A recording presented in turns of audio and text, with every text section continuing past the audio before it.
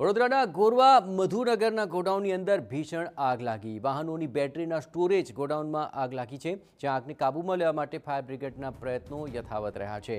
Fire બ્રિગેડની 5થી વધુ ગાડીઓ આગ બુઝાવવા માટે કાર્યરત છે। આગ લાગવાનું કારણ જો કે હજુ પણ અકબંધ છે।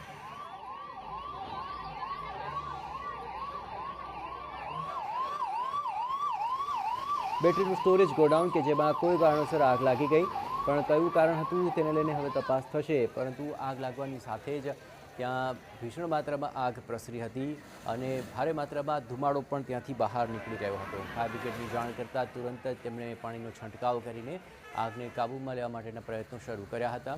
ગોરવા મધુનગરનું આ ગોડાઉન છે કે જ્યાં અગમ્ય કારણોસર ગોડાઉનની અંદર આગ લાગી ગઈ અને મોટી માત્રામાં આગ બાદ ધુમાડા બહાર સુધી જોઈ શકાતા હતા। બેટરીનો સ્ટોરેજનું આ ગોડાઉન હોવાની વિગતો મળી છે, જેમાં કોઈ કારણોસર આગ લાગ્યા બાદ તુરંત જ ફાયર બ્રિગેડ ત્યાં પહોંચી હતી અને આગ ઓલવવાના પ્રયત્નો હાથ ધર્યા હતા।